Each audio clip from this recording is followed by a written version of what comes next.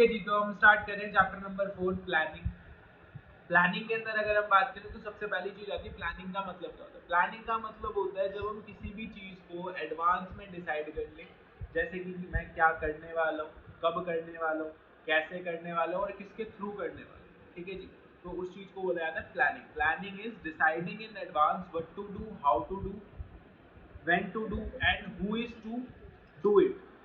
तो उस चीज को बोला जाता है प्लानिंग। असल में प्लानिंग क्या है, ये मेरी प्रेजेंट सिचुएशन है, ये मेरी फ्यूचर सिचुएशन है या फ्यूचर स्टेटस है, उसके बीच में ये जो गैप है उस गैप को फिल प्लानिंग करते हैं। ठीक है जी, थ्रू प्लानिंग ही हम उस गैप पर एक ब्रिज बना सकते हैं। इसीलिए यहाँ पर क्या कहा जाता है, planning bridges the gap between present status and future status, where we are and where we want to go. उसके बीच का जो गैप है उस गैप को कौन बढ़ता है, प्लानिंग। इसके बाद अगर हम बात करें तो प्लानिंग के अंदर कुछ इंपॉर्टेंस आती है। सबसे पहली इंपॉर्टेंस आती है प्लानिंग प्रोवाइड डायरेक्शन। जो प्लानिंग है वो हमें क्या प्रोवाइड करेगी, प्लानिंग हमें प्रोवाइड करेगी direction. Direction in the sense कि यहाँ पर क्या है, अगर मुझे पहले से ही पता होगा कि भाई मुझे क्या काम करना है, ठीक है, तो कहीं ना कहीं अपने आप ही मेरे पास एक डायरेक्शन है कि जी ये काम हमें करना है, तो उस काम के लिए ही हम अपनी एफर्ट्स को लगाएंगे। उसके बाद अगर हम बात करें तो कहीं ना कहीं अगर प्लानिंग नहीं होगी तो जो भी हमारे ऑर्गेनाइजेशन के अंदर वर्कर्स होंगे सब डिफरेंट डिफरेंट डायरेक्शंस में काम कर रहे होंगे, क्योंकि हमें यही नहीं पता कि हमें जाना कहाँ है।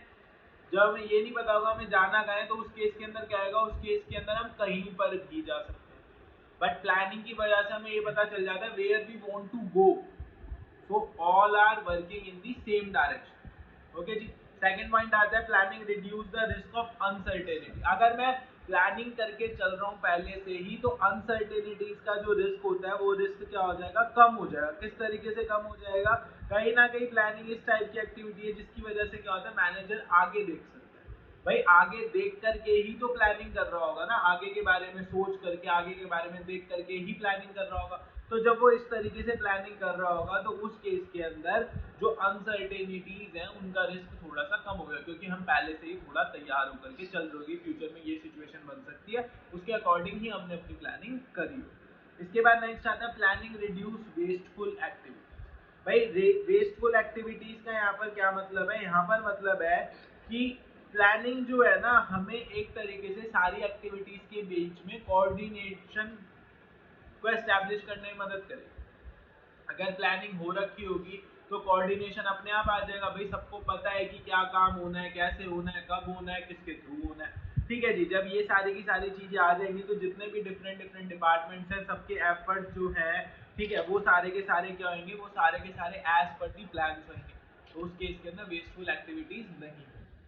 ओके जी, इसके बाद अगर हम बात करें नेक्स्ट, तो the next point is planning promotes innovative ideas. अब जब मैं फ्यूचर के बारे में प्लानिंग कर रहा हूँ तो समाउ क्या होगा, मैं कुछ इनोवेटिव आइडियाज को क्या करूंगा, ढूंढूंगा, ठीक है, या फिर इनोवेटिव आइडियाज को इजाद करूंगा।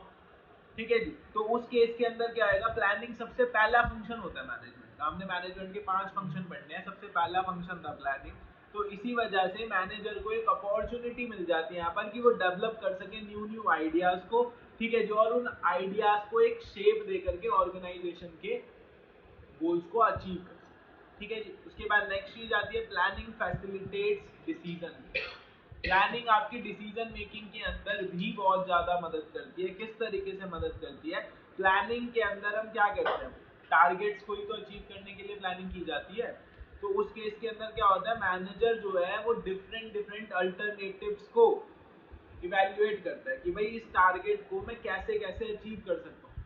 मुझे यहाँ से तिलक नगर जाना है तो मैं कैसे कैसे जा सकता हूँ। पहला, सीधा डायरेक्ट बस पकड़ूंगा, तिलक नगर उतार देगी। दूसरा, मेट्रो पकड़ूंगा, तिलक नगर उतार देगी। तीसरा, अपना व्हीकल लूंगा, तिलक नगर उतार देगी। ठीक है, इवेल्युएट कर लिया। बैटरी रिक्शा लूंगा, वो भी तिलक नगर उतार देगी। अब यहाँ पर नेक्स्ट चीज आती है कि ये तो हो गए डिफरेंट डिफरेंट अल्टरनेटिव्स। अब इन अल्टरनेटिव्स के मेरे को क्या देखने होंगे, पॉजिटिव्स और नेगेटिव्स। अपना व्हीकल लेता हूँ, ठीक है जी, मुझे पता चलता है तिलक नगर जाने के बाद मुझे वहां पर जो है काफी दिन तक रुकना है, या वहां पर किसी और व्हीकल से कहीं और जाना है, ठीक है, और फिर जब मैं वहां से वापस आऊंगा तो डायरेक्ट मैं अपने ही प्लेस पर रुकूंगा। तो उस केस के अंदर मेरे व्हीकल को ले जाने का फायदा नहीं होगा, क्योंकि बाद में उस व्हीकल को लाने के लिए दोबारा जाना पड़ेगा। ठीक है जी, तो अपना व्हीकल वाला ऑप्शन खत्म हो गया। फिर बचता है कि मेट्रो, बस या फिर बैटरी रिक्शा। ठीक है जी, तो इसके अंदर सबसे पहली चीज़ क्या है कि तीनों के जो फेयर हैं उनको हम इवेल्युएट करेंगे कि भाई तीनों में से किसका फेयर कैसे लगेगा। तो बैटरी रिक्शा में जाओगे तो 10 से 20 रुपये लेगा हूँ। ठीक है जी, बस के अंदर जाओगे 5 रुपये की टिकट लगेगी। मेट्रो में जाओगे 20 रुपये लग जाएंगे मेरे हिसाब से, 20-22 रुपये। ठीक है, अब यहाँ पर आता है कि तीनों ठीक है टाइम कंज्यूमिंग, तो बैटरी रिक्शा बस से थोड़ा कम टाइम कंज्यूम करेगी, है ना। जिसको ऐसा लगता है वो गलत भाई। देखो बस जो है जब रोड पर चलेगी, रेड लाइट के ऊपर बस फंसे, ठीक है, बैटरी रिक्शा वाला 10 जगह तो रोकेगा सवारी के लिए। ठीक है, तो इस तरीके से मैं इवेल्युएट कर रहा हूँ। तो इसी वजह से प्लानिंग क्या है आपकी डिसीजन मेकिंग में बहुत ज़्यादा मदद करती है। सारी चीज़ों को इवेल्युएट करने के बाद ही तो हम एक प्लान पर पहुंचेंगे, और उस प्लान के अंदर हमने वो ऑप्शन रखा होगा जो ऑप्शन सारे ऑप्शन में सबसे बेस्ट हो। ठीक है जी, तो मेरे अकॉर्डिंग तो मेट्रो सबसे बेस्ट ऑप्शन। ठीक है ना, इसके बाद आगे बात करें। कभी मेट्रो भी धोखा दे जाती है। नहीं, तो छोड़ के चली जाती है। लेट आती है तो बेटा जिंदगी में बहुत सी चीजें ऐसी होती हैं जो आती रहती हैं। इसके बाद नेक्स्ट चीज होती है planning establish standards for controlling. अब आपको याद होगा हमने जस्ट फर्स्ट चैप्टर के अंदर पांचों फंक्शंस के बारे में थोड़ा थोड़ा सा पढ़ा था। तो उसके अंदर एक कंट्रोलिंग फंक्शन था जिसके अंदर ये था कि हम लोग क्या करते हैं, हम लोग एक्चुअल परफॉर्मेंस को स्टैंडर्ड परफॉर्मेंस के साथ कंपेयर करते थे कंट्रोलिंग के अंदर। तो वही चीज है प्लानिंग ही, तो वो स्टैंडर्ड परफॉर्मेंस को हमें देगी कि भाई ये काम इतने टाइम पीरियड में होना है, वो सारा का सारा तो प्लानिंग के अंदर ही डिसाइड हो जाएगा। और जब वो सारा का सारा प्लानिंग के अंदर डिसाइड हो जाएगा तो यानी कि प्लानिंग ही हमें एस्टैब्लिश कर देती है स्टैंडर्ड्स फॉर कंट्रोल, और फिर उन स्टैंडर्ड्स के अकॉर्डिंग हम एक्चुअल परफॉर्मेंस को क्या करते हैं, मेजर करते हैं, कंपेयर। ठीक है जी, इसके बाद आता है लिमिटेशंस ऑफ प्लानिंग। तो प्लानिंग की लिमिटेशंस दो तरीके से, एक इंटरनल लिमिटेशन, एक एक्सटर्नल लिमिटेशन। इंटरनल लिमिटेशन की बात करें तो सबसे पहली चीज है planning leads to rigidity. Rigidity का मतलब क्या होता है बच्चे, यहाँ पर रिजिडिटी का मतलब होता है कि भाई आप ना कठोरता लाती है प्लानिंग। ठीक है जी, तो यहाँ पर क्या चीज है कि प्लानिंग जो है वो डिस्करेज कर देती है इंडिविजुअल इनिशिएटिव एंड क्रिएटिविटी। भाई जो लोग प्लानिंग कर रहे हैं वो लोग तो इनोवेटिव और इनिशिएटिव लेते हैं कुछ नया लाने का, क्रिएटिविटी लाने का, लेकिन जब एक बार प्लानिंग हो जाती है तो उसके बाद क्रिएटिविटी नहीं आती। क्यों? क्योंकि फिर आपको एक आ जाता है एज पर दी प्लान ही आपको काम करना है, अपने तरीके से मत कीजिए। ठीक है जी, तो इसी वजह से क्या होता है प्लानिंग रिजिडिटी को यहाँ पर लीड करती है, और उसकी वजह से मैनेजर जो होते हैं वो चेंज नहीं कर सकते, जबकि बिजनेस एनवायरनमेंट के अंदर काफी सारे चेंजेस आ रहे होते हैं। ठीक है जी, इसके बाद अगर हम बात करें तो next thing is planning may not work in dynamic environment, यानी कि एक ऐसा एनवायरनमेंट जो कि चेंज होता ही जा रहा है, होता ही जा रहा है, होता ही जा रहा है। ठीक है जी, तो उस एनवायरनमेंट के अंदर प्लानिंग काम नहीं करेगी। भाई मैं प्लान बना रहा हूँ किसी चीज़ के बेस पर और पता चल रहा है कल के दिन ही वो चीज़ चेंज हो चुकी है। ठीक है, फिर प्लान बनाया चेंज हो गई, तो फिर प्लानिंग वहाँ पर वर्क ही नहीं कर पाएगी ढंग से। ठीक है, उसके बाद होता है प्लानिंग के अंदर ह्यूज कॉस्ट लगती है, जो कि हमारे इंटरनल लिमिटेशन के अंदर ही आएगा, क्योंकि बिजनेस को झेलनी पड़ेगी वो कॉस्ट। ठीक है जी, उसके बाद planning is time consuming. Plans बनाने के लिए भी काफ़ी टाइम लगेगा, ठीक है, पैसा लगेगा, सारी की सारी चीज़ होगी, एक्सपर्ट्स की जरूरत पड़ती है ना इसके अंदर। तो इस वजह से कई बार जो प्लान होते हैं वो बनाए जाते हैं तो बहुत ज़्यादा टाइम लग जाता है उन प्लान्स को बनाने के अंदर। ठीक है जी, कि कई बार उनके इम्प्लीमेंटेशन के लिए फिर टाइम ही बहुत कम लगता है। ठीक है जी, एमरजेंसीज की सिचुएशन में प्लानिंग काम नहीं करती, अगर मैं आपको सच्ची बात बताऊं। कई बार इमरजेंसी की जब सिचुएशन होती है तब ये थोड़ी आप प्लान बनाओ, भाई पता चल रहा है किसी बंदे को हार्ट अटैक आ रहा है, आप प्लान बना लो, हाँ यहाँ से मेट्रो से लेकर जाएं इसको या गाड़ी से लेकर जाएं, एम्बुलेंस बुला लें क्या, कितना पैसे आएंगे, या फिर गोद में उठाकर ले जाते हैं, स्कूटर पर लेडी में बात तो ऐसे प्लानिंग थोड़ी होगी उस टाइम पर, तो जो दिखेगा आपको आप उस पर्सन को सीधा हॉस्पिटल ले जाने की सोचोगे ना, ठीक है। तो इमरजेंसीज के टाइम पर कई बार प्लानिंग फेल हो जाती है, मतलब प्लानिंग कर ही नहीं पाते, ठीक है। इमरजेंसी के टाइम पर काम, planning does not guarantee success, सबसे बड़ी लिमिटेशन भैया, आप प्लानिंग कितनी भी कर लो सक्सेस की गारंटी नहीं है। मैंने प्लानिंग कर ली थी, जैसे कि हमने प्लानिंग कर लिया, अब हम हर रोज सुबह के टाइम पर पढ़ते हैं बढ़िया ढंग से, 2-3 चैप्टर खत्म करने की पूरी पूरी कोशिश कर रहे हैं, ठीक है। Still it doesn't guarantee success, है ना। ये हम तो 100 मार्क्स के लिए पढ़ रहे हैं ना, बट इट डजंट गारंटी कि 100 मार्क्स ही आएंगे, है ना। लेकिन टू बी वेरी ऑनेस्ट, अगर आप ढंग से पढ़ेंगे तो जरूर 100 मार्क्स ही आएंगे, ठीक है जी। इसके बाद अगर हम बात करें तो प्लानिंग रिड्यूस क्रिएटिविटी। अब क्या होता है जब आप प्लानिंग के अकॉर्डिंग ही चलते रहते हैं ना, तो आपकी अपनी क्रिएटिविटी खत्म हो जाती है धीरे धीरे। भाई जब आपको पता है सामने से ये प्लान आएगा, उसी के अकॉर्डिंग काम करना है, तो धीरे धीरे क्या होता है पर्सन की खुद की क्रिएटिविटी खत्म हो जाती है, वो पर्सन फिर खुद से क्रिएटिव रहता ही, ठीक है जी। नेक्स्ट आती है एक्सटर्नल लिमिटेशन। तो भाई एक्सटर्नल लिमिटेशन के अंदर जो हमने एनवायरनमेंट चैप्टर में पढ़े थे ना, एक्सटर्नल एनवायरनमेंट, वही सारी चीजें आएंगी। भाई गवर्नमेंट पॉलिसी चेंज हो जाएगी आपके हाथ में, लेकिन प्लानिंग तो इफेक्ट करेगी उससे बहुत ज्यादा, ठीक है जी। नेचुरल कैलेबिलिटीज आ गई, अर्थक्वेक आ गया, फ्लड आ गई, ड्रॉट हो गया, ऐसी सिचुएशन में आपने प्लानिंग कुछ कर रखी हो लेकिन आपकी प्लानिंग कारगर नहीं हो सकती बिल्कुल, ठीक है जी। स्ट्रैटेजीज, कॉम्पिटिटर्स की स्ट्रैटेजीज बदल गई, आपने तो कॉम्पिटिटर्स की पुरानी स्ट्रैटेजी के अकॉर्डिंग प्लानिंग करी होगी, अब उन्होंने स्ट्रैटेजी बदल दी, आपकी प्लानिंग फिर दिक्कत में आ गई। उसके बाद मैं कहूँ टेक्नोलॉजिकल चेंजेस आते जा रहे हैं आते जा रहे हैं, हर हफ्ते कुछ नया आ रहा है, उस केस में आपकी प्लानिंग फिर से दिक्कत कर जाएगी।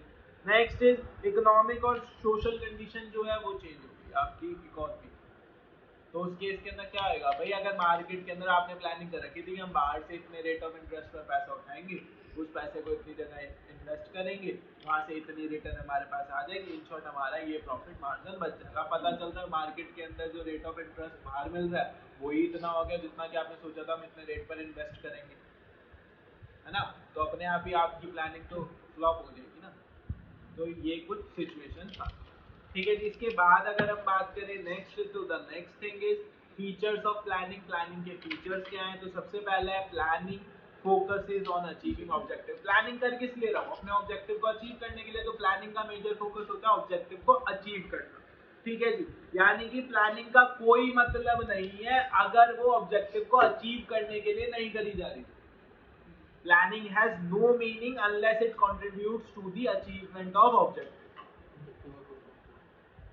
है ना। इसके बाद अगर हम बात करें planning is a primary function of management, तो ये चीज तो हम बहुत पहले से फर्स्ट चैप्टर से पढ़ते आ रहे हैं कि जी प्लानिंग जो है प्राइमरी फंक्शन है मैनेजमेंट का, सबसे पहला फंक्शन प्लानिंग ही होता है, प्लानिंग के बाद बाकी सारे मैनेजमेंट के फंक्शन करे जाते हैं, ठीक है जी। Third thing is planning is pervasive, क्योंकि मैनेजमेंट परवेसिव है तो मैनेजमेंट के जितने फंक्शन होंगे वो भी परवेसिव होंगे, ठीक है जी। तो इसीलिए आया प्लानिंग इज परवेसिव। परवेसिव क्यों है, क्योंकि प्लानिंग हर चीज की करी जाएगी, हर जगह करी जाएगी, बिल्कुल।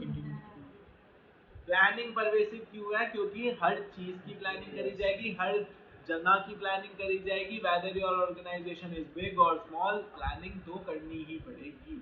उसके बाद planning is futuristic, as such हम क्योंकि फ्यूचर के बारे में ही प्लान कर रहे हैं, दैट्स व्हाई यहाँ पर आया प्लानिंग इज फ्यूचरिस्टिक, ठीक है जी। इसके अंदर क्या है, हम लुकिंग अहेड, आगे का देखते हैं, आगे के बारे में सोचते हैं, तो इसीलिए फ्यूचरिस्टिक है। उसके बाद आता है प्लानिंग इन्वॉल्व्स डिसीजन मेकिंग। भाई फ्यूचर के बारे में सोचेंगे तो बहुत से डिसीजन हमें लेने पड़ेंगे कि हम ये चीज करेंगे, इस तरीके से करेंगे, ऐसे करेंगे, ये सारे डिसीजन हम यहाँ पर ले रहे हैं, ठीक है। बहुत सारे अल्टरनेटिव्स हमारे सामने आएंगे, तो उन अल्टरनेटिव्स में से कोई एक चीज डिसाइड करनी होगी, चूज करनी होगी, तो इसीलिए यहाँ पर आया planning involves decision making.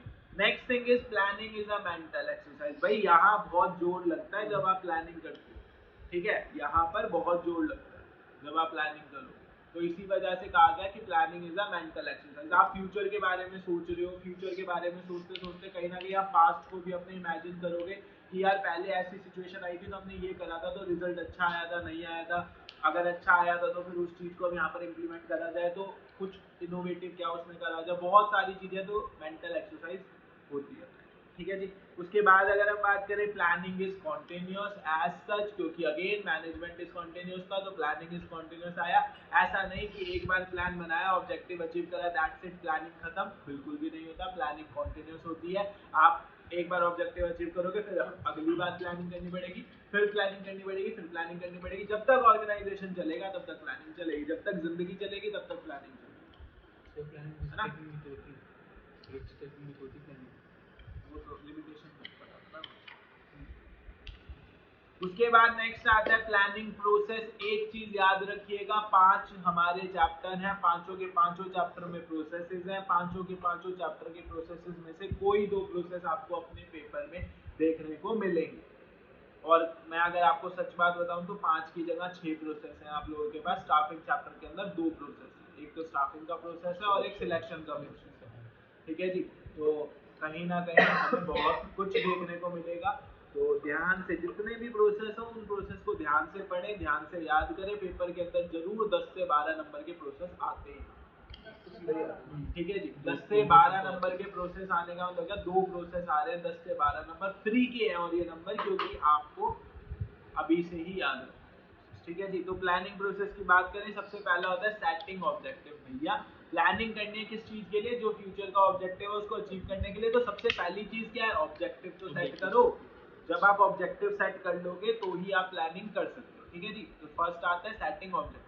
Second is developing premises. Premises के अंदर क्या है, प्रीमाइसेस के अंदर आता है वो सारी की सारी अजम्पशंस जिसके अंदर क्या है कि भाई फ्यूचर इवेंट्स कैसे होंगे, ठीक है जी। फोरकास्ट कर लेते हैं हम कि ऑब्स्टिकल क्या क्या आने वाले हैं, प्रॉब्लम्स क्या क्या आने वाली है, लिमिटेशन क्या क्या है। मतलब कि जो मैंने ऑब्जेक्टिव सेट करा है उस ऑब्जेक्टिव को सेट करने के बाद मैं यहाँ पर फोरकास्ट कर रहा हूँ वो सारी की सारी सिचुएशंस जो कि फ्यूचर में मेरे साथ होंगी, कि भाई ये दिक्कत आ सकती हैं, ये प्रॉब्लम्स आ सकती हैं, ठीक है जी। उन सारी चीजों को मैं यहाँ पर क्या करता हूँ, फोरकास्ट करता हूँ। उसके बाद क्या आएगा, नेक्स्ट आएगा identifying alternative course of action. अब जब मैंने अपना ऑब्जेक्टिव सेट कर लिया, प्रेमाइसेस को डेवलप कर लिया, उसके बाद मैं देखूंगा कि अब मैं उस ऑब्जेक्टिव तक कैसे कैसे पहुंच सकता हूँ। सबसे पहले हमने क्या करा, सेट ऑब्जेक्टिव सेट करा, फिर ऑब्जेक्टिव तक पहुंचने में क्या क्या दिक्कत आने वाली है वो सारी चीजें देख ली। उसके बाद मैं ये देखूंगा ना अब उस ऑब्जेक्टिव तक कैसे कैसे पहुंचा जा सकता है, यानी कि मैं आइडेंटिफाई कर रहा हूँ अल्टरनेटिव कोर्स ऑफ एक्शन। उसके बाद उन सारे के सारे जितने अल्टरनेटिव कोर्स हो गए, अब मेरे को सारे रास्तों का पता चल गया, यहाँ से मैं तिलक नगर पहुंच सकता हूँ, ठीक है जी। तो उसके बाद मैं हर एक अल्टरनेटिव को इवेल्युएट करूंगा कि कौन सा अल्टरनेटिव इनमें सबसे बेटर है, ठीक है जी। किससे कितनी देर में पहुंचा जा सकता है, पहले तो ये। दूसरा किसका कितना फेयर है ये। तीसरा कि भैया वहां पर जाने के बाद ये वाला अल्टरनेटिव बेस्ट भी रहेगा या नहीं, ठीक है जी। तो मैंने अल्टरनेटिव इवेल्युएट कर लिए। अब मैं क्या करूंगा, जो अल्टरनेटिव सबसे बेस्ट होगा उनमें से उस अल्टरनेटिव को सिलेक्ट कर लूंगा। तो इसीलिए 5th पॉइंट आता है सिलेक्टिंग एन अल्टरनेटिव, ओके जी।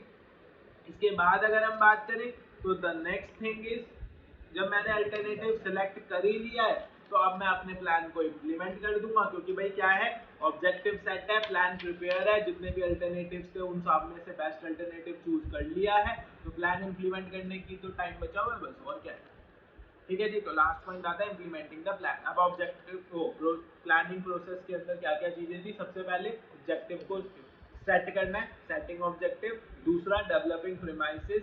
तीसरा identifying alternative course of action. चौथा evaluating alternative course of action. पांचवा सिलेक्टिंग एन अल्टरनेटिव। और छठा इम्प्लीमेंटिंग द प्लान, ठीक है जी।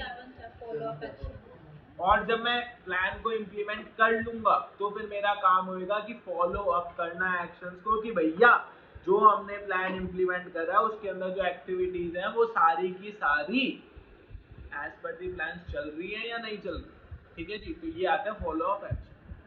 भाई अगर आपने कोई प्लान बनाया है, प्लान बनाने के बाद उस प्लान को इम्प्लीमेंट कर दिया, तो ये भी तो आपका फर्ज है ना, आप ये भी चेक करते रहो कि भैया एज पर प्लान काम हो रहा है नहीं हो रहा। क्योंकि अगर बाद में ऑब्जेक्टिव अचीव नहीं हुआ तो उंगली किस पर उठेगी, आपकी प्लानिंग के ऊपर। और तब आप ये कह सकते हो ना, भाई मेरी प्लानिंग के अकॉर्डिंग तो काम ही नहीं हुआ। तो आप फॉलो अप एक्शन में हर बार ये चेक करते रहोगे कि एज पर प्लान काम हो भी रहा है या नहीं हो रहा। अगर नहीं हो रहा तो वहां पर आप बोलो, ठीक है जी। तो इसके बाद आते हैं टाइप्स ऑफ प्लान। वैसे तो ये कहा जाता है कि टॉपिक कट गया, बट मैंने सीबीएसई के सैंपल पेपर में भी इसका क्वेश्चन देखा है, आप लोगों के प्री बोर्ड्स आए थे उनके अंदर भी इसके क्वेश्चन देखे हैं, ठीक है, तो इसीलिए हम पढ़ रहे हैं इसको, कोई प्रॉब्लम नहीं है, हद से हद 5 से 10 मिनट का टॉपिक है, लेकिन पेपर के अंदर 1-2 नंबर हमें दे जाएगा अगर आ गया, ठीक है। इसके बाद बात कर लेते हैं टाइप्स ऑफ प्लान। तो बेसिकली बच्चे यहाँ पर हमारे दो तरीके के प्लान्स होते हैं, एक होते हैं स्टैंडिंग और रिपीटेडली यूज्ड प्लान। अब ना ध्यान से इन चीजों को दिमाग में सुनना, क्योंकि इनके ऊपर आती है केस स्टडी। इस टॉपिक के ऊपर केस स्टडी का ही क्वेश्चन आएगा, अगर पेपर में आएगा, नहीं तो नहीं आएगा, ठीक है। Single user style case study के बेस पर ही आता है। केस स्टडी में पहले आपको ये पता लगाना होता है कि इसमें कौन सा प्लान लग रहा है, और उसके बाद फिर आपको ये बताना होता है कि दूसरा कौन सा प्लान होता है, और दोनों के बीच में डिफरेंशिएट करना, ठीक है जी। 5 नंबर तक का क्वेश्चन आ सकता है इस टॉपिक से, बहुत ही इंपॉर्टेंट टॉपिक है, इसलिए ध्यान से एक एक वर्ड को सुनिएगा और समझिएगा, क्योंकि केस स्टडी के अंदर वो चीज आपको हिट करेगी जो वर्ड्स आप दिमाग में डालोगे, ठीक है ना। आगे बढ़ते हैं। तो बच्चे एज सच इसका नाम ही हमें सजेस्ट कर रहा है कि भाई ये वो प्लान्स हैं जिनको एक बार बनाया जा रहा है और फिर बार बार यूज करा जा रहा है ना, स्टैंडिंग और रिपीटेडली यूज्ड प्लान। तो ऐसे प्लान जो कि स्टैंडिंग में रहते हैं, मतलब हर वक्त यूज होते रहते हैं, ठीक है जी, तो इनको एक बार बनाया जाता है और बार बार यूज करा जाता है। ये जो प्लान्स होते हैं हमेशा गाइड करते रहते हैं मैनेजर्स को, ठीक है जी, इसीलिए इनको कहा गया स्टैंडिंग। ओके जी। इनका ऑब्जेक्टिव क्या होता है? इनका ऑब्जेक्टिव जो होता है बेसिकली कहीं ना कहीं वो जो हमारा एंड रिजल्ट है ना, उस एंड रिजल्ट को अचीव करने का ही होगा, ठीक है जी। उसके बाद इनको जो डिजाइन करा जाता है वो फ्यूचर पोजीशन के हिसाब से डिजाइन करा जाता है, भाई फ्यूचर की सिचुएशंस के अकॉर्डिंग डिजाइन करा जाता है, ठीक है जी। और इनका फर्स्ट और फोरमोस्ट स्टेप जो होता है प्लानिंग प्रोसेस का, उसके अंदर ऑर्गेनाइजेशनल ऑब्जेक्टिव को सेट करते हुए इन प्लान्स को देखा जाता है। उसके बाद अगर मैं कह रहा हूँ कि भाई हमारा जो है सेल्स हमें इंक्रीज करनी है 10% से, ठीक है, तो ये प्लान अगर मैंने एक बार बनाया है तो ये प्लान तो हमेशा यूज होता रहेगा, क्योंकि हर साल हमारा एक ऑब्जेक्टिव तो होगा भाई सेल इंप्रूव करनी है, क्योंकि सेल इंप्रूव होगी तो उसकी वजह से इन्वेस्टमेंट पर रिटर्न भी बढ़ेगी, इन्वेस्टमेंट पर रिटर्न बढ़ने के साथ साथ ऑर्गेनाइजेशन की ग्रोथ भी होगी, प्रॉफिट मार्जिन बढ़े, सारी चीजें आएंगी, ठीक है जी। नेक्स्ट होता है स्ट्रैटेजी। तो स्ट्रैटेजीज जो होती है इसके अंदर टाइप्स ऑफ स्टैंडिंग प्लान्स बता रहा हूँ, इन चीजों को ध्यान से समझिएगा। सबसे पहला टाइप का ऑब्जेक्टिव, ठीक है जी, कि जो हमारे स्टैंडिंग प्लान होते हैं उनमें एक प्लान ऐसा होता है जो कि हमारे ऑब्जेक्टिव से रिलेटेड हो, ठीक है। बिजनेस का अल्टीमेट ऑब्जेक्टिव है प्रॉफिट अर्न करना, ठीक है जी, तो वो प्रॉफिट अर्न करने के लिए मैं सेल्स मैक्सिमाइजेशन का प्लान भी बना सकता हूँ, रिटर्न ऑन इन्वेस्टमेंट का प्लान भी बना सकता हूँ, बहुत सारे चीजें हो सकते हैं ना, लेकिन वो सब किस पर वो करेंगे, ऑब्जेक्टिव पर ही लिंक करेंगे, ठीक है जी। नेक्स्ट है स्ट्रैटेजी। कुछ ना हमारे ऑर्गेनाइजेशन की स्ट्रैटेजीज होती है, ठीक है जी, तो strategies are also a part of standing plans. इस चीज को याद रखिएगा, बहुत से बच्चे स्ट्रैटेजीज को सिंगल यूज प्लान में लिख कर आते हैं कि भाई स्ट्रैटेजी तो पर्टिकुलर किसी सिचुएशन के लिए बनाई जाती है ना, तो फिर तो सिंगल यूज हो गया ना, नहीं जी। स्ट्रैटेजीज जो है वो हमारा स्टैंडिंग प्लान के अंदर आता है। स्ट्रैटेजीज क्या होती है? कुछ ऐसे फ्यूचर डिसीजन जो कि ऑर्गेनाइजेशन की डायरेक्शन और स्कोप को लॉन्ग रन में डिफाइन करें, कुछ ऐसे फ्यूचर डिसीजन जो ऑर्गेनाइजेशन के स्कोप को या उसकी डायरेक्शन को लॉन्ग रन में डिफाइन करते हैं। किस तरीके से? भाई यहाँ पर आ गया कि हम एक पर्टिकुलर कोर्स ऑफ एक्शन को अडॉप्ट कर रहे हैं, ठीक है जी, तो वो एज पर अवर स्ट्रैटेजी होगा, ठीक है। हमारा लॉन्ग टर्म ऑब्जेक्टिव क्या है, वो भी हमारी स्ट्रैटेजी के अंदर आता है। उसके साथ साथ हम अपने रिसोर्सेज को कहाँ पर एलोकेट कर रहे हैं, वो भी एक स्ट्रैटेजी, ठीक है जी। तो ये सारी की सारी चीजें इसके अंदर आती है। इसके बाद आती है पॉलिसी। पॉलिसी क्या होती है बच्चे? पॉलिसी कुछ जनरल गाइडलाइंस होती है जिनको यूनिफॉर्मिटी के साथ हम लोग क्या करते हैं, अपने बिजनेस के अंदर अडॉप्ट करते हैं, ठीक है जी, और उसके थ्रू हम अपने ऑर्गेनाइजेशन के ऑब्जेक्टिव्स को अचीव करते हैं। जैसे कि हम जो है अपने गुड्स को सिर्फ और सिर्फ कैश पर बेचेंगे, जी हमारे बिजनेस की पॉलिसी है। हमारे बिजनेस की पॉलिसी क्या है कि हम सिर्फ और सिर्फ कैश में डील करते हैं। हमारे बिजनेस की पॉलिसी क्या है कि हम सिर्फ और सिर्फ ऑनलाइन पेमेंट में ही डील करते हैं, भैया नो कैश। ऐसी बहुत सी शॉप्स होती हैं जिनके अंदर कैश नहीं होता, जैसे कि आप पैसिफिक में जाएंगे फूड कोर्ट के अंदर, तो वहां पर एक कार्ड बनता है पैसिफिक के अंदर। जो शॉप्स है ना वो आपसे कैश नहीं लेती कभी। शॉप्स जितनी भी हैं पैसिफिक के फूड कोर्ट के अंदर, ठीक है, वो कैश नहीं लेते। ठीक है, ऐसी कुछ शॉप्स हैं जो कैश लेते हैं, जैसे कि डोमिनोज है। डोमिनोज पर आप अपने हाथ से पेमेंट कर सकते हो, जो फूड कोर्ट का कार्ड है वो नहीं चलेगा। ठीक है जी, पिज्जा हट है, उस पर आप अपने हिसाब से पेमेंट करोगे, फूड कोर्ट का कार्ड नहीं चलेगा। ठीक है जी, बर्गर किंग पर सेम सिचुएशन है। तो लेकिन बाकी जो शॉप्स है ना, जैसे कि वहां पर मैं कहूँ आप लोगों को एक तो बरकोस हो गया, बरकोस पर कार्ड चलेगा। ठीक है, उसके अलावा अमृतसरी एक्सप्रेस है, इस टाइप की जो भी शॉप्स हैं, इन सब पर कार्ड चलते हैं। जो कौन सा कार्ड है? पैसिफिक का फूड कोर्ट कार्ड है। दैट मीन्स कैश का काम है उन शॉप्स के ऊपर। ठीक है, तो ये पॉलिसी है, पैसिफिक मॉल की अपनी पॉलिसी है कि जी हम तो इसी तरीके से काम करते हैं। ठीक है जी, तो कहीं ना कहीं ऑर्गेनाइजेशन के ऑब्जेक्टिव को अचीव करने में तो मदद कर रही हो कि उसका ऑर्गेनाइजेशन का ऑब्जेक्टिव कैसे अचीव हो रहा है। पहली चीज आपकी जो सेल है ना, वो सेल वहां पर क्या आएगी? इंप्रूव हुई। दूसरी चीज, कार्ड की सेल बढ़ गई, जो कार्ड है। तीसरी चीज, जो कैश का घपला हो सकता है वो खत्म हो गया। चौथी चीज, किस आउटलेट ने कितनी सेल करी है वो सारा का सारा रिकॉर्ड है ना। तो वो सारी की सारी ऑर्गेनाइजेशन की पॉलिसी है। ठीक है, इसके बाद नेक्स्ट बात करें तो प्रोसीजर्स क्या होते हैं? प्रोसीजर्स होते हैं जिसके अंदर हम क्या करते हैं, एक सीक्वेंशियल डेटरमाइन करते हैं, जिसके थ्रू जो भी प्लान है वो प्लान हमारा यूज किया जाएगा। दैट मीन्स किस किस तरीके से जो एक्टिविटीज है वो कैरी आउट करी जाएंगी। प्रोसीजर का मतलब यही होता है ना, जैसे आपने पढ़ा होगा, आप के फोन, नया फोन खरीदते हो तो नए फोन के अंदर भी एक प्रोसीजर होता है कि भाई इस प्रोसीजर के थ्रू आप अपने नए फोन को सेटअप करेंगे। ठीक है जी, या फिर नए फोन से पुराने फोन से नए फोन में बैकअप लेने का एक प्रोसीजर है ना, कि आप जब नया फोन ऑन करोगे, उन नए फोन को सेम वाईफाई पर कनेक्ट करोगे अगर आप, तो उस केस के अंदर क्या होगा, आपका फोन खुद आपको इंटीमेट करेगा कि क्या आप अपने पुराने फोन से बैकअप लेना चाहते हैं। जैसे आप जीमेल डालेंगे, अगर आप क्लिक करते हैं तो पुराने फोन पर एक नोटिफिकेशन आती है, उसको जैसे ही यस करेंगे तो सारा डेटा बैकअप की मोड में चला जाएगा। आपके नए फोन को बिल्कुल पुराने फोन जैसा बना दिया जाएगा। ठीक है जी, तो वही सेम चीज होगी, मतलब पुराने फोन जैसा बना दिया जाएगा, ये नहीं कि पुराना फोन आ गया। सारा जो डेटा है, सारी जो एप्स है, वो A to Z सब कुछ आपके नए फोन के अंदर इंस्टॉल हो जाएंगी as it is. But data नहीं है। आप सोचो कि डेटा आ गया, डेटा इन द सेंस कि जो व्हाट्सएप था मेरा ऑटोमेटिकली लॉगिन हो गया एंड ऑल दैट, ऐसा नहीं होगा। व्हाट्सएप लॉगिन होने के बाद व्हाट्सएप का बैकअप आपको खुद से दोबारा लेना पड़ेगा। ये सारे प्रोसीजर्स हैं, है ना। अगर आप उन प्रोसीजर के अकॉर्डिंग चलोगे तो आपका सारा डेटा आपके पास आ जाएगा। अगर बीच में आपने एक भी प्रोसीजर मिस कर दिया तो इट माइट बी पॉसिबल कि कुछ भी डेटा ना आए या फिर थोड़ा सा ही डेटा। ठीक है, नेक्स्ट थिंग इज रूल्स। तो रूल्स क्या होते हैं? कुछ स्पेसिफिक स्टेटमेंट होते हैं जो कि बताती है क्या चीज करनी है, क्या चीज नहीं करनी है किसी सिचुएशन। ठीक है जी, जिसके अंदर मैं बात करूं तो ऑफिस के अंदर भाई कोई भी स्मोकिंग नहीं करेगा, दिस इज अ रूल, है ना। ऑफिस का अपना रूल होता है। ठीक है जी, उसके अंदर अगर कोई इस रूल को तोड़ेगा तो पेनल्टी भी लगेगी। ठीक है जी, तो इस टाइप की चीज। नेक्स्ट होता है मैथड। मैथड्स क्या होते हैं? मैथड्स कुछ स्टैंडर्डाइज्ड वे होते हैं जिनके थ्रू हम किसी पर्टिकुलर टास्क को परफॉर्म करते हैं, कि भाई ये टास्क किस तरीके से परफॉर्म करा जाए।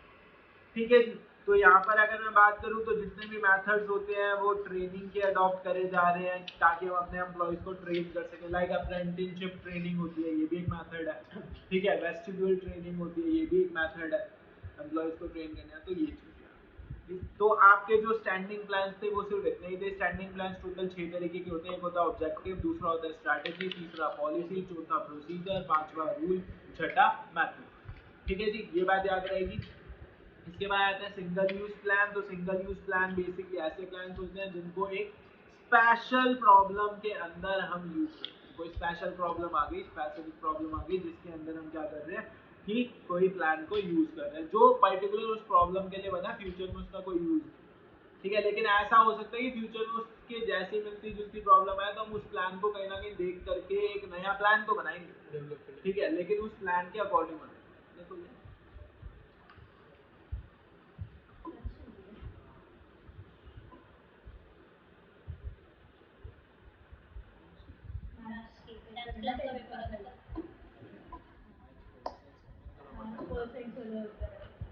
इसके बाद अगर हम बात करें जी types of single use plan में, तो सबसे पहले आता है प्रोग्राम।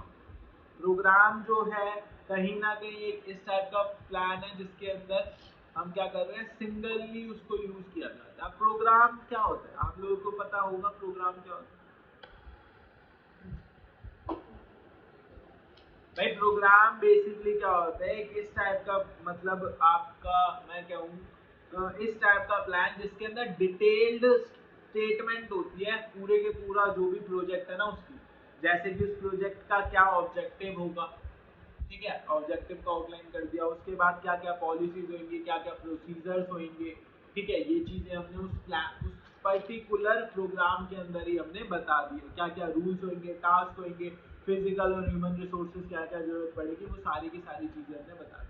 जैसे कि पर्टिकुलर प्रोग्राम नहीं होते हमारे घर में, ठीक है जी, उस प्रोग्राम के लिए हमने एक प्लान बना लिया, तो पर्टिकुलर वो प्लान जो है सिर्फ उस प्रोग्राम के लिए बना है ना, पर्टिकुलर वो प्लान जो है सिर्फ और सिर्फ उस प्रोग्राम के लिए बना होता है, जिस उस प्रोग्राम के ही अंदर डिटेल स्टेटमेंट होती है कि भाई ये चीज होगी, ये चीज होगी, इन लोगों की जरूरत पड़ेगी, ऐसे तू ये काम करेगा, तू वो काम करेगा, बेटा क्या कहते हैं बारात में घोड़ी के आगे तू ही नाचेगा एंड ऑल दैट, ये सारी की सारी घोड़ी, ठीक है, और जो नोट उड़ा रहा होगा वो ध्यान रहे कि 10 की गलती से बेटा 100 की उड़ा दे, ठीक है, और जब मतलब वहाँ जाएंगे बारात में तो सबका स्वागत पान पराग से होगा, तो वो सारी की सारी चीजें एंड ऑल। इसके बाद नेक्स्ट थिंग इज बजट। तो बजट की बात करें तो बजट क्या होता है, एक टाइप की स्टेटमेंट होती है, ऑलरेडी हमने इकोनॉमिक्स के अंदर पढ़ा था। बजट क्या होता है, budget is a statement which shows the expected receipts and expenditures of the government during the fiscal year, ठीक है जी, तो वही सेम चीज यहाँ पर आती है, जो कि यहाँ पर क्या कह रही है कि भाई बजट एक स्टेटमेंट है एक्सपेक्टेड रिजल्ट्स की, जिनको हम न्यूमेरिकल टर्म्स में क्या करेंगे, डिफाइन करेंगे, और पर्टिकुलर एक टाइम पीरियड के लिए होगी, जिस प्रोग्राम के लिए करें, ठीक है जी। बजट हम बनाते हैं ना, जैसे महीने का बजट हम बनाते हैं, अब भाई इस महीने का बजट अगले महीने सेम चलेगा नहीं चलेगा, दैट्स नॉट नेसेसरी ना, हर महीने का बजट दोबारा से बनता ही है, हर किसी का हर महीने का बजट, गवर्नमेंट बजट है, एक साल के बाद दोबारा से अगले साल बनेगा ही बनेगा ना, वो जो गवर्नमेंट बजट बनाया गया वो पर्टिकुलरली सिंगल यूज है, इस साल के लिए, वो अगले साल दोबारा से नया बजट बनाया जाएगा। ये थोड़ी कि निर्मला सीतारमण जी इस साल आई, उन्होंने कहते भैया जो पिछले साल का बजट था हम इस साल भी वही बजट और संसद की मीटिंग खत्म, ऐसा नहीं हो सकता ना, नया बजट बनाना पड़ेगा, क्योंकि बहुत सारे चेंजेस आ चुके होते हैं, पॉलिसी पुराने का काम खत्म हो चुका है, ठीक है, लेकिन उस सिंगल यूज प्लान के अंदर कुछ स्टैंडिंग प्लान जरूर, वो भी हमारे ऑब्जेक्टिव से रिलेटेड ही होगा, ये चीज याद, ठीक है जी। तो डिफरेंशिएट की बात करें तो डिफरेंस क्या आ जाता है, सबसे पहला सिंगल यूज प्लान जो होते हैं वो प्लान्स को हम डेवलप करते हैं वन टाइम प्रोजेक्ट के लिए या वन टाइम इवेंट के लिए, वहीं पर स्टैंडिंग प्लान्स क्या होते हैं, स्टैंडिंग प्लान्स जो है वो ओवर एंड ओवर यूज होते रहते हैं, क्योंकि इनका मेजर फोकस जो होता है वो ऑर्गेनाइजेशनल सिचुएशंस के ऊपर होता है, तो ऑर्गेनाइजेशन की सिचुएशंस पे रहती है। फिर ऑब्जेक्टिव की बात करें तो सिंगल यूज प्लान जो है उनको डेवलप करा जाता है किस चीज के लिए, एक कोर्स ऑफ एक्शन को कैरी आउट करना, ठीक है जी, यानी कि जो भी सिचुएशन है या जो भी हमें करना है उस चीज के लिए किया जा रहा है, ठीक है जी, कोई रिपीटेड फ्यूचर टाइम्स के लिए नहीं किया जा रहा, ठीक है जी, अभी जो करंटली कोर्स ऑफ एक्शन है उसको कंप्लीट करने के लिए किया जा रहा है, हम पहले से ही सोच के चलते हैं भैया अभी की सिचुएशन में ये काम करें, है ना, तो उसके लिए अगर कोई प्लान बनाया गया सिंगल यूज प्लान, ओके जी। और स्टैंडिंग प्लान जो होते हैं क्योंकि वो over a period of time करे जाते हैं, तो इनको डेवलप कराया जाता है कुछ एक्टिविटीज के लिए कि भाई ये एक्टिविटी की सिचुएशन में हम इस तरीके से काम कराते हैं, ठीक है। उसके बाद स्कोप की बात करें तो सिंगल यूज प्लान का स्कोप नैरो हो गया ऑटोमेटिकली, क्योंकि भाई पर्टिकुलर एक सिचुएशन के लिए बनाया गया, वो सिचुएशन खत्म, प्लान खत्म, लेकिन स्टैंडिंग प्लान का स्कोप जो है वो काफी वाइडर होगा, क्योंकि मोर देन वन डिपार्टमेंट की बात हो रही है, एक डिपार्टमेंट से ज्यादा की बात होगी, उसके साथ साथ मैं बात करूं तो बिजनेस के बहुत सारे फंक्शंस को इन्वॉल्व करके बात हो रही है, ऑब्जेक्टिव आता है इसके अंदर, तो ऑब्जेक्टिव तो पूरे बिजनेस का हो जाएगा, ठीक है जी। उसके बाद स्टेबिलिटी, तो सिंगल यूज प्लान जो है कहीं ना कहीं क्या हो जाते हैं, जैसे ही हमारा इवेंट या प्रोजेक्ट ओवर हो जाता है तो ये प्लान भी खत्म हो जाता है, वहीं पर जो हमारे स्टैंडिंग प्लान्स होते हैं वो ओवर एंड ओवर यूज होते रहते हैं, जब तक हमारा बिजनेस रहेगा इन प्लान्स को भी हम यूज करते रहते हैं, क्योंकि ऑब्जेक्टिव जो है बिजनेस का वो तो रहेगा ही रहेगा, ठीक है जी। रूल्स जो है बिजनेस के अंदर वो रूल्स रहते हैं, उन रूल्स को हटा करके अगर हम कोई नए रूल्स भी ला रहे हैं ना, तो these rules are for the benefit of the business organisation, और वो रूल्स तो फिर भी रहे ना बिजनेस के अंदर, जैसे कि smoking is not allowed in the organisation, ठीक है, उसके बाद हमने एक अलग से स्मोकिंग एरिया बना दिया, तो still smoking is not allowed in the organisation except this area. ऐसा ही हुआ ना उसका मतलब। अगर मैं कहता हूँ हमारे ऑर्गेनाइजेशन में स्मोकिंग अलाउड नहीं है, आपने मूवीज के अंदर, वेब सीरीज के अंदर बहुत देखा है ना, कि या फिर आप कहीं जाते भी है तो वहाँ पर लिखा होता है साफ साफ कि स्मोकिंग अलाउड नहीं है, जैसे मेट्रो के अंदर भी लिखा होता है पेट्रोल पंप वगैरह, वहाँ तो आग लगवाने वाले ऐसा कुछ नहीं भाई, बहुत सिचुएशंस मैंने देखी है पेट्रोल पंप पे, कुछ बंदे जानबूझ करके पीते हुए जाते हैं, ठीक है, तो वो अलग सिचुएशंस है। तो अगर मैं बात करूँ यहाँ पर, तो द मेजर थिंग इज कि अगर हमने रूल बना रखे हैं कि भाई ये चीज अलाउड नहीं है, उसके बाद हमने एक नया क्या कर दिया, स्मोकिंग जोन बना दिया, तो स्टिल हमारा जो पहले वाला रूल है वो तो लग ही रहा है कि ऑर्गेनाइजेशन में स्मोकिंग अलाउड नहीं है एक्सेप्ट दिस, क्योंकि उस एरिया का नाम ही है स्मोकिंग। अब वो क्यों बनाया गया स्मोकिंग जोन, आपको अगर याद हो तो हमने चैप्टर नंबर 2 में पढ़ा था, है ना जी।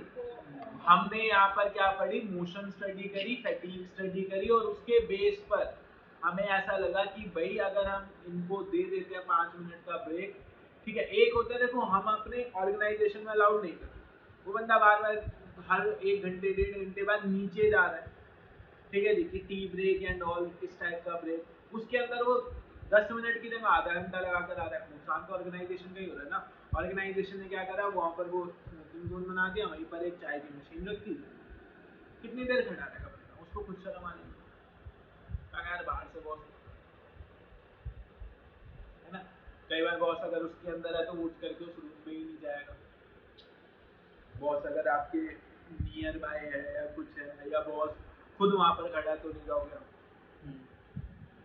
तो बहुत सारे सिचुएशन है, सब किस बेस पर है, ये सारी की सारी मोशन स्टडी के बेस पर है, जो हमने प्रिंसिपल्स ऑफ मैनेजमेंट में पढ़ी थी, टेक्निक्स ऑफ साइंटिफिक मैनेजमेंट, ठीक है जी, हमने मोशन स्टडी करी, वहाँ पर हमने ये सारी चीजें पढ़ी कि भाई कैसे है क्या नहीं है, फैटीग स्टडी करी, वो सारी चीजें पढ़ी, और फिर उसके बाद हमने इस तरीके का क्या करा, स्टैंडिंग प्लान बनाया, जिसके अंदर हमने कुछ रूल्स और स्ट्रैटेजीज अडॉप्ट की, ठीक है। तो कहीं ना कहीं देखो हर एक चीज एक दूसरे से इंटरलिंक। इसके बाद आ जाए हम, तो एग्जाम्पल की बात करें, अगर हम एक किसी ऑर्गेनाइजेशन की बात कर रहे हैं, तो वहाँ पर क्या होता है बच्चे, एनुअल जनरल मीटिंग होती है ऑर्गेनाइजेशन, ठीक है, उस एनुअल जनरल मीटिंग के लिए हम एक बजट बना लें, भाई हमारे सारे शेयर होल्डर्स आएंगे, सारे शेयर होल्डर्स आएंगे तो खर्चा भी होगा, सारी चीजें होंगी, उसके लिए एक बजट बनाया जा रहा है, सिंगल यूज प्लान है, ठीक है जी। वहीं पर हम रिक्रूटमेंट कर रहे हैं या सिलेक्शन प्रोसीजर कर रहे हैं किसी पर्टिकुलर पोस्ट के लिए, ठीक है जी, तो उसके लिए कोई बजट बनाया जा रहा है, तो वो स्टैंडिंग प्लान्स में आएगा, क्योंकि रिक्रूटमेंट और वो तो हमारी रहेंगी ना हर एक चीज। रिक्रूटमेंट एक प्रोसीजर होता है, रिक्रूटमेंट जो है या सिलेक्शन जो है वो एक प्रोसीजर है, और प्रोसीजर किस में आता है, स्टैंडिंग प्लान। ये चीज आपको इस तरीके से आपको केस स्टडी में चीजों को समझना। अब मैंने आपको टोटल देखो स्टैंडिंग प्लान में 6 चीजें बताई, अगर उन 6 चीजों में से कोई भी एक चीज आपको केस स्टडी के अंदर कहीं पर दिखाई देती है, तो हम क्या कर देंगे, ये स्टैंडिंग प्लान, ठीक है जी। उसके बाद इट माइट बी पॉसिबल कि उसी के अंदर आपको एक सिंगल यूज प्लान की भी चीज नजर आए, ठीक है जी। तो आंसर दोनों भी हो सकते हैं कि इसके अंदर इस सिचुएशन के लिए जी स्टैंडिंग प्लान है, इस सिचुएशन के लिए सिंगल यूज प्लान, दोनों प्लान यूज करें, हाँ जी। और कौन सा वर्ड, ऑर्गेनाइजेशन क्योंकि दोनों प्लान यूज करता है, बिल्कुल करता है ना ऑर्गेनाइजेशन, ऐसा थोड़ी कि हम सिर्फ और सिर्फ स्टैंडिंग प्लान पर रहेंगे, सिंगल यूज प्लान तो हर सिचुएशन में बन सकता है। ये बात क्लियर, पक्की पक्की बात, ओके दैट्स इट। इसके बाद कुछ हमारे को डिफरेंसेस दे रखे हैं, ऑब्जेक्टिव और स्ट्रैटेजी का, ऑब्जेक्टिव और पॉलिसी का, पॉलिसी और प्रोसीजर का, वो डिफरेंस भी पढ़ ही लेते हैं, उसके बाद चैप्टर का एंड, ठीक है, क्योंकि ये जो डिफरेंसेस हैं, ये डिफरेंसेस आपको कहाँ पर मदद करेंगे, जो केस स्टडी का क्वेश्चन अगर आता है बाय चांस, उस क्वेश्चन के अंदर आपने ये तो पता लगा लिया कि सिंगल यूज प्लान है, लेकिन सिंगल यूज प्लान का कौन सा पार्ट है, सॉरी स्टैंडिंग प्लान है, स्टैंडिंग प्लान का कौन सा पार्ट है वो कैसे पता लगा, है ना, कि जी ऑब्जेक्टिव है या स्ट्रैटेजी है, स्ट्रैटेजी है या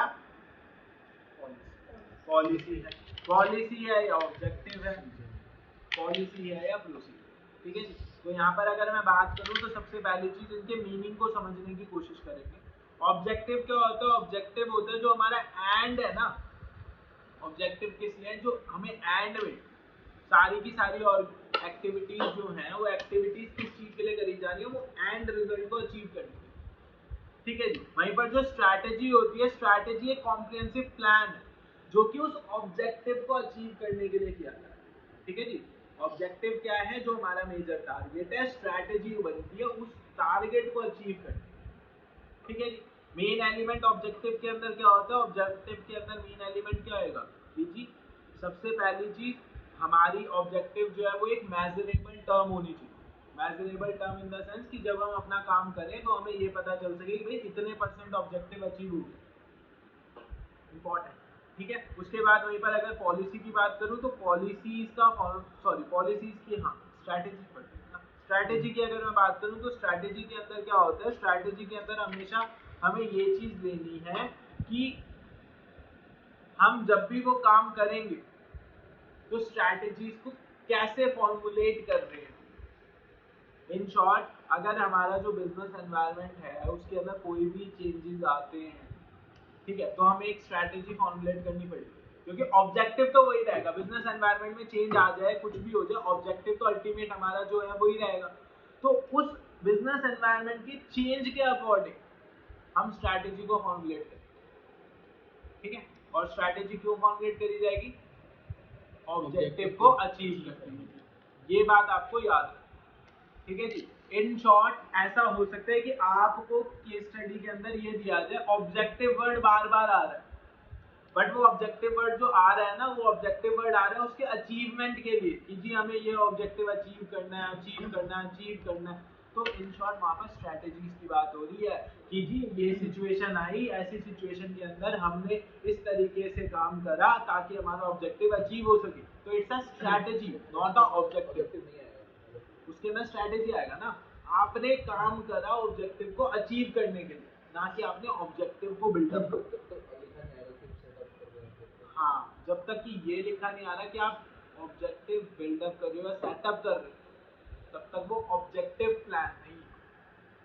ठीक है जी। अगर आप उसकी अचीवमेंट के लिए काम कर रहे हो तो वो स्ट्रैटेजी। तो यहाँ पर इंपॉर्टेंट वर्ड जिसके ऊपर आपको फोकस रखना है दैट इज अचीव।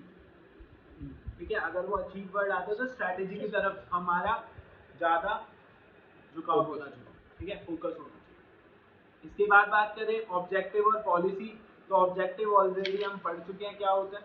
ठीक है जी। वहीं पर पॉलिसी का मतलब क्या है? पॉलिसी भी किस लिए बनाई जा रही है? अचीवमेंट ऑफ ऑब्जेक्टिव के लिए। स्ट्रैटेजी भी किस लिए बनाई जा रही थी? अचीवमेंट ऑफ ऑब्जेक्टिव के लिए। लेकिन जो स्ट्रैटेजी थी ना वो एक कॉम्प्रिहेंसिव प्लान होता है, एक कॉम्प्रिहेंसिव टर्म। ठीक है, यानी प्रॉपरली एक टाइप से मैं आपको ये कह सकता हूँ जो प्लानिंग है ना, प्लानिंग का पहला पार्ट था सेटिंग ऑब्जेक्टिव, उसके बाद जो पूरी की पूरी प्लानिंग करी गई वो एक कॉम्प्रिहेंसिव प्लान है, दैट इज अ स्ट्रैटेजी। ठीक है, दैट इज अ स्ट्रैटेजी। उस स्ट्रैटेजी के अंदर कुछ पॉलिसीज बनाई जाती हैं उस ऑब्जेक्टिव को अचीव करने। ठीक है। तो in short objective major term आई, उसके बाद स्ट्रैटेजीज बनाई जाती हैं, उन स्ट्रैटेजीज के अंदर कुछ पॉलिसीज बनाई जाती हैं। ठीक है। इन चीजों को दिमाग के अंदर आपको पॉलिसी स्ट्रैटेजी के अंदर पॉलिसी बनती है। हाँ। बट अगर केस स्टडी में आ गया, केस स्टडी में हमने स्ट्रैटेजी लिख दिया पर आंसर पॉलिसी था तो क्या होगा?